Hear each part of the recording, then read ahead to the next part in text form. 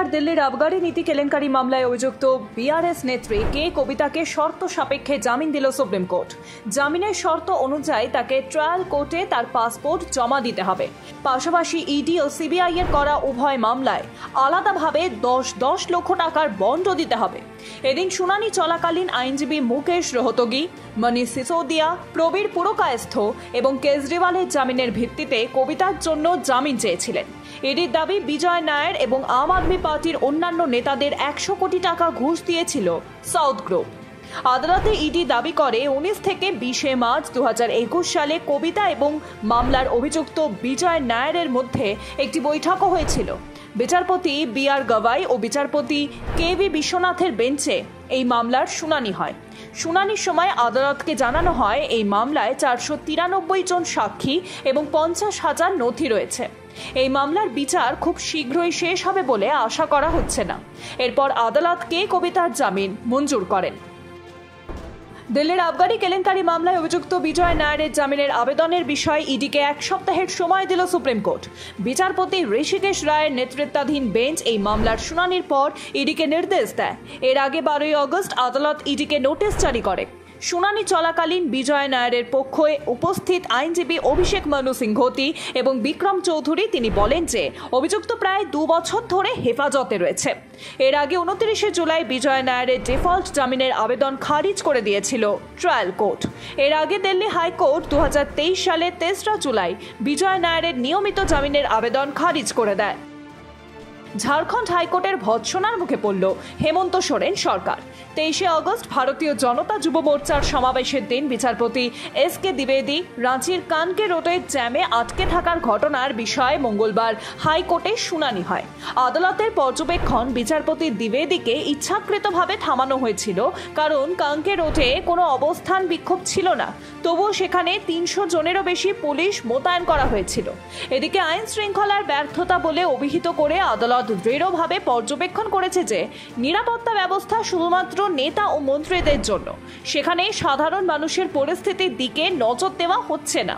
এদিকে আদালতে উপস্থিত ছিলেন রাঁচির ডিসি, ডিজিপি, এসএসপি এবং ট্রাফিক এসপি। বিচারপতি এস.কে দ্বিবেদী সরকারের সমালোচনা করে বলেন, যখন কোনো হাইকোর্টের বর্তমান বিচারপতিকে মুখ্যমন্ত্রীর বাসভবনের কাছে কয়েক ঘন্টা জ্যামে আটকে থাকতে হয়, তখন সাধারণ মানুষের অবস্থা কল্পনা করা যায়। এদিকে ঝাড়খণ্ডের ডিজিপি আশ্বাস দিয়েছিলেন যে ভবিষ্যতে এই ধরনের ঘটনার পুনরাবৃত্তি হবে না এবং নিরাপত্তা ব্যবস্থায় ত্রুটি স্বীকার করেন। ব্রিটিশ ব্রডকাস্টিং কর্পোরেশনকে গুজরাট হিংসা নিয়ে কোনো তথ্যচিত্র তৈরি না করার নোটিশ পাঠালো দিল্লির রোহিণী আদালত। অতিরিক্ত জেলা জজ রুচিরা সিঙ্গলা পরবর্তী শুনানির জন্য 18 ডিসেম্বর তারিখ ধার্য করেছেন। রোহিণী আদালত গত বছর 7 জুলাই বিবিসিকে একটি নোটিশ জারি করেছিলেন। আজ আবেদনকারীর পক্ষে উপস্থিত আইনজীবী তিনি বলেছেন যে নোটিশটি বাদীর কাছে পৌঁছয়নি। নোটিশ না দেওয়া পর্যন্ত সময় চেয়েছিলেন তিনি। আদালত আজ আবার নোটিশ জারি করার নির্দেশ দেয়। বিবিসির লন্ডনের ঠিকানায় এই বিজ্ঞপ্তি জারি করা হয়েছে। বিজেপি নেতা বিনয় কুমার সিং এই পিটিশন দায়ের করেন। বিবিসি ছাড়াও আদালত উইকিমিডিয়া ফাউন্ডেশন এবং মার্কিন যুক্তরাষ্ট্রের একটি ডিজিটাল গ্রন্থাগার ইন্টারনেট আর্কাইভকে কেন্দ্রীয় আইন মন্ত্রকের মাধ্যমে নোটিশ পাঠানোর নির্দেশ দিয়েছে। মুক্তির আগে আইনি ঝামেলায় পড়ল কঙ্গনা রানাউত অভিনীত ছবি এমার্জেন্সি। ছবিটি মুক্তি স্থগিত করার জন্য পাঞ্জাব এবং হরিয়ানা হাইকোর্টকে একটি পিটিশন দায়ের করা হয়েছে। আইনজীবী ইমান সিং খারা এবং দীপন্দর সিং বির্ক এই পিটিশন দায়ের করেছেন। তাদের অভিযোগ, ছবিটিতে শিখদের ভুলভাবে উপস্থাপনা করা হয়েছে। চলতি সপ্তাহে এই আবেদন শুনানি হওয়ার সম্ভাবনা রয়েছে। এই ছবির গল্প 1975 সালে দেশ জারি করার জরুরি অবস্থার উপর ভিত্তি করে তৈরি। সেই সময় ভারতের প্রধানমন্ত্রী ছিলেন ইন্দিরা গান্ধী। পিআইএল এর দাবি, ছবির ট্রেলারে একজন সাধু একটি চুক্তি করেছেন যার অধীনে তাকে সাধারণ নির্বাচনে ভোট পাওয়ার জন্য কংগ্রেস দলের নেতাদের প্রতিশ্রুতি দিতে দেখানো হয়েছে। এর কোনো ঐতিহাসিক ভিত্তি নেই। যুক্তি দেওয়া হয়েছে যে চলচ্চিত্রটির প্রকাশিত অংশটি শিখদের চরিত্রকে ইচ্ছাকৃতভাবে ভুলভাবে উপস্থাপনা করেছে এবং এটিকেই শিখ বিরোধী করে তুলেছে। যে শংসাপত্রের ভিত্তিতে ছবিটি মুক্তির জন্য ছাড়পত্র দেওয়া হয়েছে তা বাতিল এবং বিতর্কিত দৃশ্যগুলি চলচ্চিত্র থেকে সরিয়ে দেওয়ার দাবি জানিয়েছে তারা।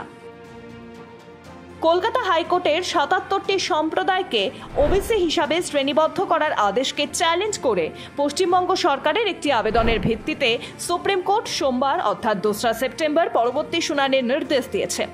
আজ পশ্চিমবঙ্গ রাজ্যের পক্ষ থেকে উপস্থিত আইনজীবী কপিল সিব্বল জবাব দাখিল করার জন্য সময় চান। প্রধান বিচারপতি ডিওয়াই চন্দ্রচূড়ের নেতৃত্বে বিচারপতি জে.বি. পারদিওয়ালা এবং বিচারপতি মনোজ মিশ্রের সমন্বয়ে গঠিত একটি বেঞ্চ আগামী সোমবারের জন্য মামলাটি পুনরায় তালিকাভুক্ত করতে সম্মত হয়েছে।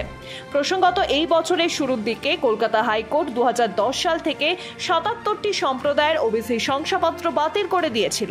হাইকোর্ট এই প্রক্রিয়াটিকে অবৈধ বলে গণ্য করে এরপর রাজ্য সরকার সুপ্রিম কোর্টে অ্যাপিল করে।